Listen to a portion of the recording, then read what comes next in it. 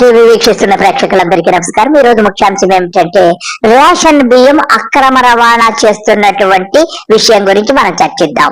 ఒక 3 రోజుల క్రితం పవన్ కళ్యాణ్ గారు మరియు నాదెండ్ల మనోహర్ గారు ఇద్దరు కలిసి కాకినాడ వెళ్లి పోర్టులో ఒక షిప్ ను సీజ్ చేశారు. అందులో 35,000 టన్నుల రేషన్ బియ్యం ఉన్నట్టుగా గుర్తించారు. ఇది ఒక సంచలనమైనటువంటి విషయం. ఇదంతా ఒక నాటకీయ పరిణామం అని అందరూ అనుకుంటున్నారు. ఈయనకి కేవలం షూటింగ్స్ ఇంట్రెస్ట్ కాబట్టి ఒక ఫోటో షూట్ కోసము చక్కగా వెళ్లి ఈ నటనలన్నీ చేసి వచ్చారు. అసలు రియాలిటీకి వస్తే అక్కడ 2 షిప్పులు ఉంటే కేవలం 1 షిప్ మాత్రమే సీజ్ చేశారు. 2వ షిప్ ఎవరిదో తెలుసా అండి? రాష్ట్ర ఆర్థిక శాఖ మంత్రి పయ్యావుల కేశవ్ గారి వియ్యంకుడైనటువంటి కృష్ణారావు గారట. ఆయనది పట్టాభి ఆగ్రో ఫుడ్స్ అనేటువంటి కంపెనీలు ఎన్నో ఉన్నాయట. ఆయనదండి. ఆ షిప్ లో దాదాపుగా 45,000 టన్నులు బియ్యం లోడ్ అయి ఉన్నా గానీ దాన్ని పట్టించుకోకుండా కేవలం 35,000 టన్నులు లోడ్ అయినటువంటి స్టెల్లా షిప్ను మాత్రమే అక్కడ సీజ్ చేసి వచ్చారట. అంతటి మహాగనులు. ఇకపోతే ఆ షిప్పుల్లో నన్ను ఎక్కనివ్వలేదని కూడా పవన్ కళ్యాణ్ గారు మామూలే కదండి. లేకపోతే పవన్ కళ్యాణ్ గారు చేంజ్ చేసి పట్టుకున్నట్టుగా బిల్డప్ ఇస్తూ ఆ షిప్పుని ఎన్నో ఫోటో షూట్లు చేసుకుంటున్నారు. అందరూ కూడా చక్కగా వీక్షించండి. ఇదండి విషయము. ఈయనకి గురించి మనం ఎంత తక్కువ చెప్పుకుంటే అంత మంచిది. ఆయనకు మరి కనీస జ్ఞానం ఉందో లేదో నాకు తెలియదు. అన్ని పోర్టులు కూడా సెంట్రల్ గవర్నమెంట్ ఆధీనంలో ఉంటాయి. ఈయన సీజ్ అంటానే సీజ్ అయిపోవండి. మరి నాకు తెలిసినటువంటి జ్ఞానం అది. ఇకపోతే ఎటువంటి వస్తువులు ఉంటే సీజ్ చేస్తారంటే హెరాయిన్, గంజాయి ఇటువంటి మత్తు పదార్థాలు గాని ఇటువంటివి ఉంటే గనక సీజ్ చేస్తారు. కానీ బియ్యము అందులోకి రాదు కాబట్టి దాన్ని సీజ్ చేసే అవసరమే లేదు. కానీ ఇంకొకటి ఇంటర్నేషనల్ ఒప్పందాలు ఉంటాయండి అంతర్జాతీయంగా. ఆ షిప్ ఇక్కడికి వస్తే ఏ రూల్స్, అక్కడికి వెళ్తే ఏ రూల్స్ అన్ని ఉంటాయి. వీటిని అన్నిటినీ పరిగణలోకి తీసుకుని సీజ్ చేస్తారు. కాబట్టి ఈయనకి కనీస పరిజ్ఞానం కూడా లేదని నాకు పూర్తిగా అర్థమవుతుంది. ఇంతకంటే ఇతని గురించి అంత తక్కువ చెప్పుకుంటే అంత మంచిది. ఇకపోతే ఈయన పేరు నాని గారు వచ్చారు. పేరు నాని గారికి ఈ విషయాలన్నీ కులంకుషంగా బాగా తెలుసు. ఒక్కసారి పేరు నాని గారితో మాట్లాడదాం. పేర్ని నాని గారికి నమస్కారం సార్. ఈ ఒక్క బియ్యం రవాణా, అక్రమ రవాణా గురించి మీకు తెలిసిన విషయాలన్నీ మాతో షేర్ చేసుకోండి. 2-3 ఛానల్స్ విలేకరులతో మాట్లాడాను. ఈ 2 పేపర్లో ఒక పేపర్ ఆయనతో మాట్లాడాను. ఏంటి బాబు ఏం జరుగుతుంది షూటింగ్, అసలు ఏంటి ఇదంతా అని చెప్పని. సాక్షితో మాట్లాడాల, సాక్షి విలేకరుతో మాట్లాడాల. మీ 2 పేపర్లు 10 ఛానల్స్ లో 3 మాట్లాడాను. మాట్లాడితే వాళ్ళు చెప్పేది ఏంటంటే, సార్ ఇదంతా పెద్ద డ్రామా. ఈ స్టెల్లాలో పవన్ కళ్యాణ్ గారు సీజ్ ద షిప్ అన్నాడు కదా స్టెల్లాలో.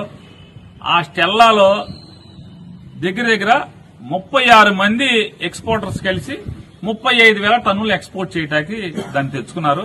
36 మంది ఎక్స్పోర్టర్స్ 35,000 టన్నుల్ని ఎక్స్పోర్ట్ చేయడానికి తెచ్చుకున్నారు. మనిషికి 1000 టన్నులు రమారమ్మి 1000, 1500, 500 టన్నులు ఒక్కొక్కడికి ఒక మాక్సిమం 400-500 టన్నుల నుంచి ఉన్నారు ఒక్కొక్కళ్ళు. ఇప్పటికి ఒక 3,000 టన్నులు లోడ్ అయింది. ఇంకా 32,000 టన్నులు లోడ్ చేయాలి. కానీ కెన్స్టార్ అని ఉంది. అసలు సినిమా అక్కడ ఒకే వ్యక్తి, ఒకే ఎక్స్పోర్టర్ 42,000 టన్నులు బియ్యాన్ని ఎక్స్పోర్ట్ చేస్తున్నాడు. ఈ 2 అక్కడ లంగరేసి ఉన్నాయి, 2 లోడ్ అవుతున్నాయి. ఆ కెన్స్టార్ కి మాత్రం వెళ్ళరు. ఈయన కెన్స్టార్ కి ఎందుకు వెళ్ళరంటే ఆయన సీను అని చెప్పని సాక్షాత్తు ఆంధ్రప్రదేశ్ రాష్ట్ర ఆర్థిక శాఖ మంత్రి వియ్యంకుడు కోడలు తండ్రి వేల్పూర్ సీను ఏదంతా నాకు వాళ్ళే చెప్పారు. ఆ పేర్లన్నీ కూడా తగిలింది నాకు. వేల్పూర్ సీను ఈ రాష్ట్ర ఆర్థిక శాఖ మంత్రికి వియ్యంకుడు. అతను ఒక్కడే 42,000 టన్నులు ఒకే షిప్ మొత్తం ఇది 35,000, 36 మంది 35,000 టన్నులు 36 మంది లోడ్ చేసి బయటకు ఎక్స్పోర్ట్ చేస్తున్నారు. నైజీరియానే అక్కడికి వెళ్తుందంట ఆ వేల్పూర్ సీనుది. ఆ వేల్పూర్ సీను ఒక్కడే 42,000 టన్నులు ఎక్స్పోర్ట్ చేస్తున్నాడు. దాంట్లో ఉండవా? చాలా సంతోషం పేరు నాని గారు. చక్కటి విషయాలు మాకు తెలియనివన్నీ చక్కగా తెలియజేశారు. ఇకపోతే మన డిప్యూటీ చీఫ్ మినిస్టర్ గారు ఇప్పుడు మాట్లాడతారు. వారి పోలీసులతోటి, అక్కడ ఉన్నటువంటి ఆఫీసర్స్, కలెక్టర్ తోటి ఎలా మాట్లాడుతున్నారో ఒక్కసారి విందాం. నువ్వు రిపీటెడ్ గా రెడ్ ఫ్లాగ్స్ చూపిస్తున్నప్పుడల్లా మీరు ఎవరు ఏమి చేయకపోతే ఎట్లా? ఒకసారి ఇది అలవాటు అయినప్పుడు రేపు ఏమొస్తే మనకేం తెలుసు? పవన్ కళ్యాణ్ గారు మీరు ఉన్నట్టు చెప్పారు. రెడ్ ఫ్లాగ్ చూపించినా కూడా ఎవరూ పట్టించుకోవటం లేదని మీరు ఎంత నిస్సహాయతగా ఎంత బాధపడుతున్నారో నాకు అర్థమవుతుంది. మీ పని అయిపోయింది, మీ యొక్క ప్రభుత్వం పని కూడా దాదాపుగా చివరి దశకు చేరుకుందని అర్థమవుతుంది 6 నెలలకే. పవన్ కళ్యాణ్ గారు ఇప్పుడు ఇంగ్లీష్ లో మాట్లాడండి sir. These guys are not making any attempt. We don't know, we are struggling to get into the ship. Whether is it intentional or is it really because of seas? My contention is this. What if there are some explosives? Pawan Kalyan garu మీరు కాసింతసేపు ఆంగ్లము ఆపండి. బొత్స సత్యనారాయణ గారు వచ్చారు, మీతో మాట్లాడడానికి చాలా ఉబలాట పడుతున్నారు. మంత్రి తెలియకుండా, మంత్రి కన్సర్న్ లేకుండా, మంత్రి ప్రమేయం లేకుండా ఆ కార్యక్రమం జరుగుతుందా? డిఎస్ఓలు డిఎంలు అందరూ ఎవరు కంట్రోల్? నేను 15 సంవత్సరాలు మంత్రి చేశాను కదా, నాకు తెలియదా? ఏంటిది? ఏమైనా చట్టబద్ధంగా ఏం చేస్తే అది చర్యలు తీసుకోండి, ప్రభుత్వం మీదే కదా. No.